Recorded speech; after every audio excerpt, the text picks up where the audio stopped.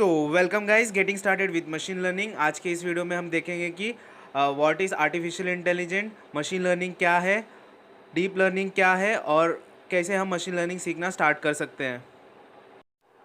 जैसा कि इस इमेज में हम देख सकते हैं कि आर्टिफिशियल इंटेलिजेंस सबसे बड़ा फील्ड है। उसके अंदर आता है मशीन लर्निंग, उसके अंदर आता है डीप लर्निंग। चलिए सबसे पहले देख लेते हैं what is artificial intelligence. Artificial intelligence में हम ऐसी मशीन्स बनाते हैं जो ह्यूमंस की तरह सोच सके, समझ सके और एक्ट कर सकें।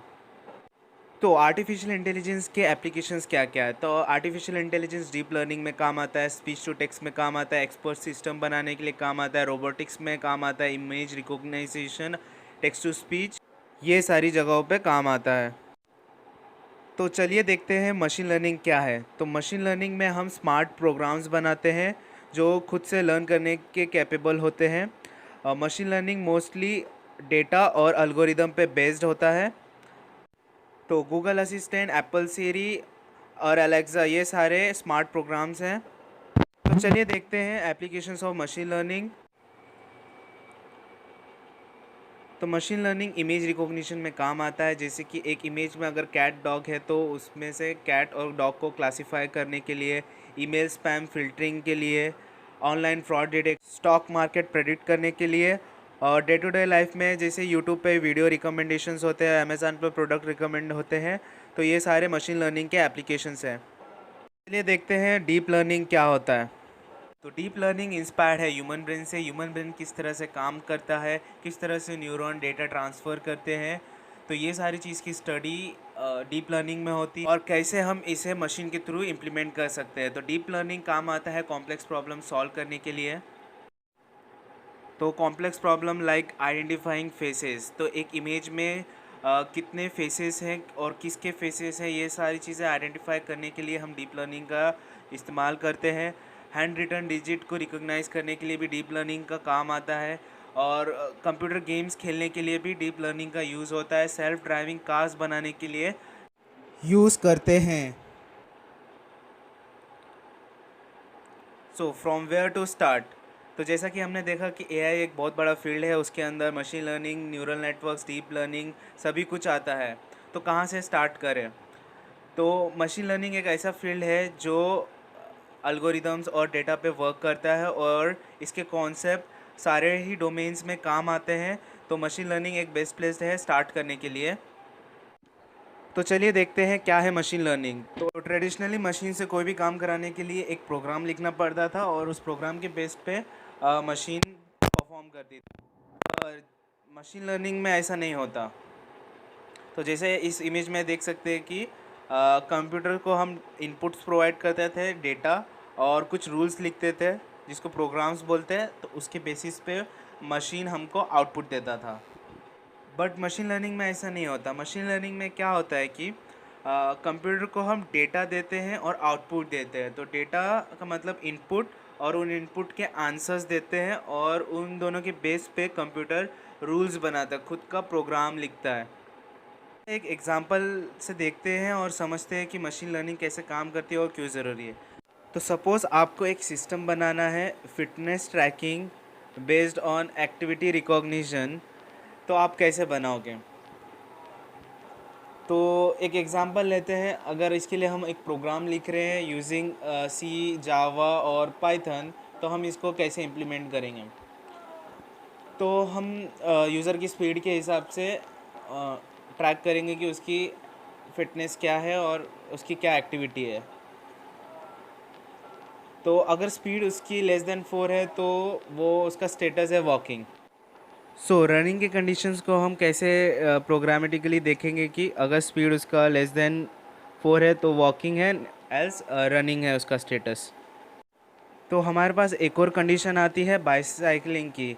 तो अगर वो बंदा साइकिलिंग कर रहा है तो इस केस में उसकी एक्टिविटी हम कैसे डिफ़ाइन करेंगे? तो इस केस में हम एक और कंडीशन डाल देंगे कि स्पीड अगर लेस देन 4 है तो वॉकिंग है, स्पीड लेस देन 12 है तो रनिंग है, अगर उसके अलावा कोई भी स्पीड है तो उसका स्टेटस बाइकिंग है। अभी अगर हमारे पास एक और एक्टिविटी है जैसे कि गोल्फ एक्टिविटी, तो अब हम उसके लिए क्या करेंगे? अब उसके लिए हम कैसे कोड करेंगे? क्या हम स्पीड के बेस पे डिसीजन ले सकते हैं कि ये एक्टिविटी गोल्फ की है? नहीं। तो यहाँ पे हमारा ट्रेडिशनल प्रोग्रामिंग फेल्ड होता है इस एक्टिविटी को रिकॉग्नाइज़ करने के लिए। इसीलिए इस प्रॉब्लम को सॉल्व करने के लिए हम मशीन लर्निंग का इस्तेमाल करेंगे। तो मशीन लर्निंग के हेल्प से ये प्रॉब्लम कैसे सॉल्व होगी? तो मशीन लर्निंग में हम क्या करते हैं कि हम मशीन को अलग अलग डेटा प्रोवाइड करते हैं, जैसे कि रनिंग ऐसे दिखता है, वॉकिंग ऐसे होता है, बाइकिंग ऐसे होता है, गोल्फिंग ऐसे होता है।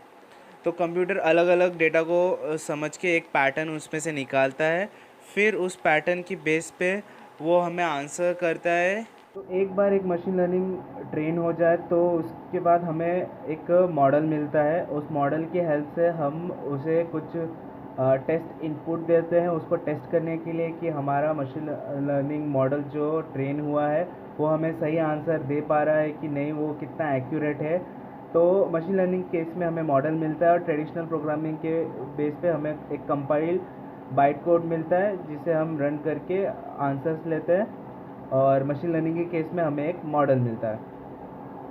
ये तो हमने शॉर्ट में जान लिया कि मशीन लर्निंग क्या होता है और कैसे काम करता है, बट डिटेल में मैंने इस पीडीएफ में पूरा एक्सप्लेन करके रखा है कि क्या क्या स्टेप्स होते हैं, लर्निंग फेज क्या क्या है, क्या क्या प्री रिक्विजिट रिक्वायर्ड है, और कैसे ये सारी चीज़ें काम करती है, और एक मॉडल को बनाने के लिए क्या क्या स्टेप्स आपको फॉलो करने पड़ेंगे। जैसे कि ट्रेनिंग डेटा चाहिए होता है, उसमें से फीचर एक्सट्रैक्ट करना होता है, फिर एक एल्गोरिथम चूज़ करना पड़ता है बेस्ड ऑन दी प्रॉब्लम, और फिर एक हम मॉडल बनाते हैं। तो एक बार हमारा मॉडल तैयार हो जाए उसके बाद हम उस मॉडल को टेस्ट करते हैं। जो हमारा डेटा सेट था उसे हम 80-20 के रेशियो में डिवाइड करते हैं। 80% डेटा से हम उसे ट्रेन करते हैं, 20% डेटा से हम उसे टेस्ट करते हैं, और टेस्ट में हम देखते हैं कि वो कैसा प्रेडिक्शंस दे रहा है और उसकी एक्यूरेसी कितनी है। तो यहाँ पे आप देख सकते हैं कि मैंने कुछ स्टेप समराइज़ करके रखे हुए एक मशीन लर्निंग मॉडल बनाने के लिए जो रिक्वायर्ड है। तो चलिए देखते हैं types of machine learning. Supervise learning में जिस तरह टीचर एक स्टूडेंट को सिखाता है उसी तरह मशीन को सिखाने के लिए हम ट्रेनिंग डेटा और आंसर की का यूज़ करते हैं।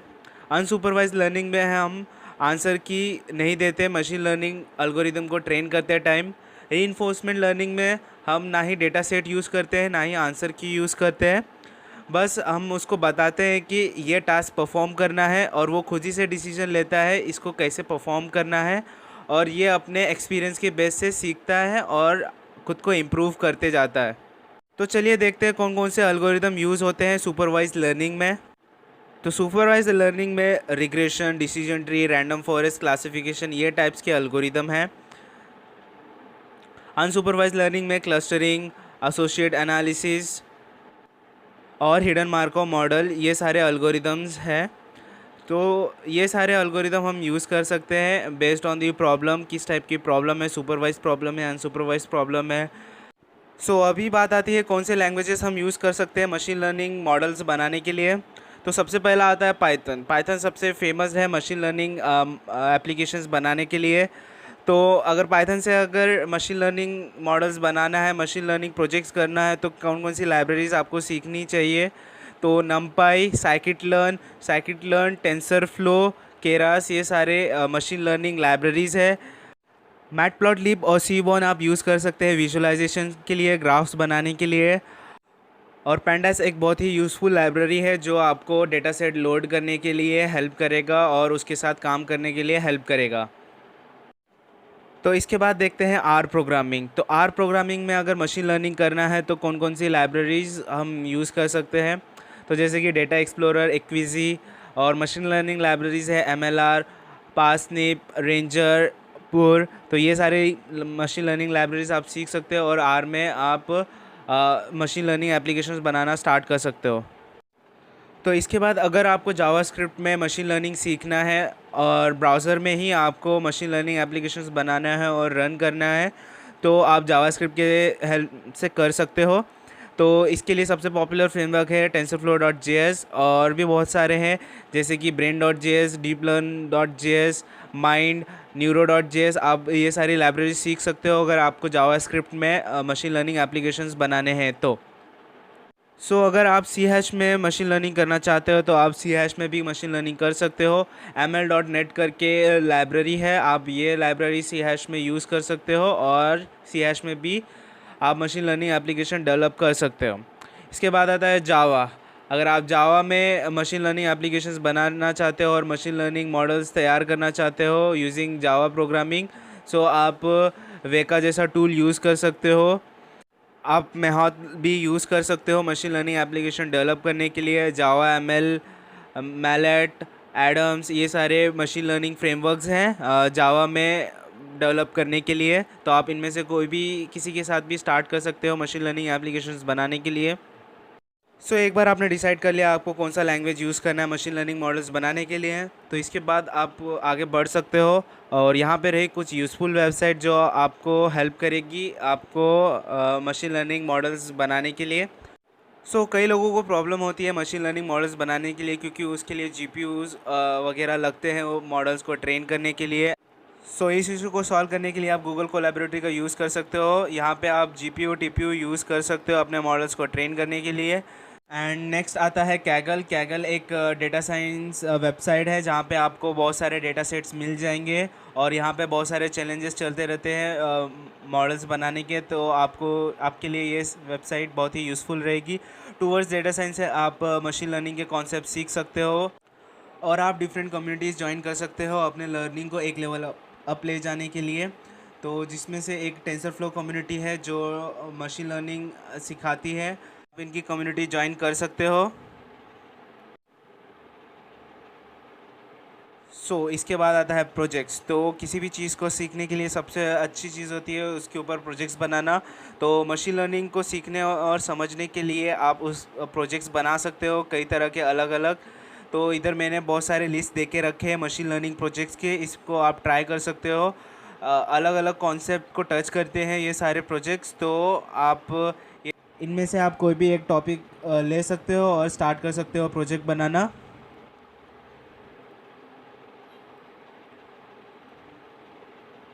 रिसोर्सेज आप कहाँ से स्टार्ट कर सकते हो लर्न करना मशीन लर्निंग। तो सबसे पॉपुलर कोर्स है एंड्रयू एनजी का, ये है फादर ऑफ मशीन लर्निंग।